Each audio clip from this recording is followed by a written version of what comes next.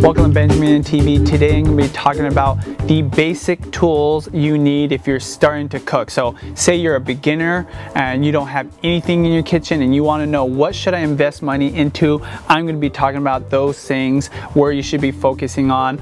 Today I'm drinking a beer from a local brewery called Scuttlebutt. It's called Golden Mariner Pale Ale. Oh, that's really good. I'm just sitting here in my backyard. Anyways, we'll just start off real quick. Probably the most important thing you should buy is frying pan. Now, obviously there's all kinds of frying pans. You can get them for very, very inexpensive. In fact, this one is actually fairly affordable as well, but get a frying pan that's non-stick. Do yourself a favor. It's probably the easiest way to learn. Whether you're cooking an omelet or a steak or something fancy, a non-stick frying pan is gonna serve you really well. This is an Analon Nouvelle Copper. So what makes this unique is it's got a very thick bottom. You hear that? That's really important when you want to properly cook food. If the bottom of your pan is too thin, you're going to be scorching your food. You're not going to get the residual heat you need to properly cook your recipes when you're learning. This is going to save you a lot of headache, a lot of wasted food, and I just like it. I'll make sure to put the link of everything I'm talking about below, and I'll put the link to this exact frying pan. I think you can get this thing for like $30 or under. You can get the whole set. When I say the whole set, like 2 frying pans, different sizes, maybe for like 50 bucks. So definitely starting out with a frying pan, non-stick, really important. The next thing I would recommend spending money on is a very good knife. Now, knives can get quite expensive. This is a global Cromova G48, and this is from Japan.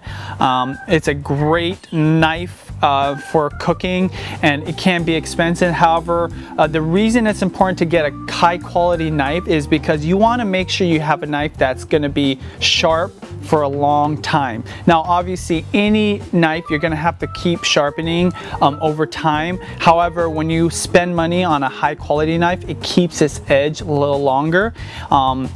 If you had to and you couldn't afford a nice knife like this, I would suggest getting a cheap knife and make sure you get a good sharpener. You're gonna have to sharpen that puppy a lot. However, when I was starting out cooking, I couldn't afford a nice knife, so I had one from Walmart. You're gonna be doing a lot of cutting and slicing, and you wanna make sure you have something that is super sharp and reliable, and it's gonna be safe. So, funny, the sharper it is, the safer it is with knives. Next is tongs.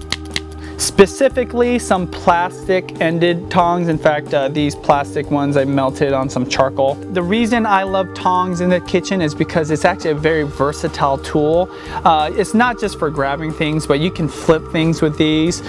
You can mix things with these. So when you're cooking like a stir fry, it's a great tool to use to mix around things. I actually use tongs over a pasta fork when I'm boiling pasta. You can get these for fairly inexpensive as well. This is a Rubbermaid tong, and the reason you want a plastic ended or rubber, and not necessarily rubber, but some heat resistant ended tongs is because when you have metal ones, it'll scratch your non-stick surface. Tongs, love them, use them all the time. Next, it might surprise you, but it's a spatula, okay? So this is a synthetic spatula. What I mean by it's like a soft plastic type of material. Aside from the obvious, you know, like putting on frosting, or you know, maybe taking a chunk of butter out of your stick of butter. Why I use this a lot is like when I'm making sauces and I want to get every little bit out of it, nothing works better than a spatula. I don't have like a regular spatula, like a big one, because this is actually plenty. I want versatility in my tools. I want things that I can use for different reasons.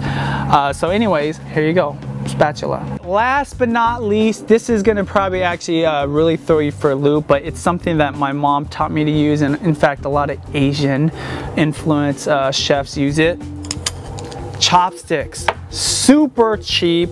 I mean, these are Chinese style chopsticks, and you could probably get these for a few bucks, right? You can even use the disposable ones, but you want something that's gonna stand up to the heat, be able to like grab food well, as well as, you know, hit the bottom of the pan and not burn or crumble. The reason I like Chinese style for cooking is because they're thick, they're round, and they're long, and in terms of grabbing like things while you're cooking, this is gonna hold up a little better than Japanese style, which tend to be a little more thin. I would suggest getting used to using chopsticks, and you know what, the benefit to you learning how to use this for cooking is you can use this when you're at a Japanese restaurant.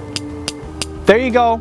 I'll put all the links below for the different tools I would recommend if you're a beginner and you want to know what to invest money in. When it's all said and done, you don't need to get the fancy stuff. In fact, when I first started cooking, I went to thrift shops and bought cooking stuff there for like next to nothing, okay? Sometimes you get lucky and you find the fancy stuff because people don't know what they're throwing away. But if there's one thing you definitely want to spend money on, frying pan. Everything else, get at the thrift store, just get a good frying pan. Remember, thick, hard bottom. All right, this has been an episode of BenjiManTV, and I hope to bring you more episodes like this. If this was interesting to you or informative, comment below and hit the like button, and make sure you subscribe if you do like this video, because I'm going to be coming out with more videos like this. Thank you very much for watching, and I'll talk to you later.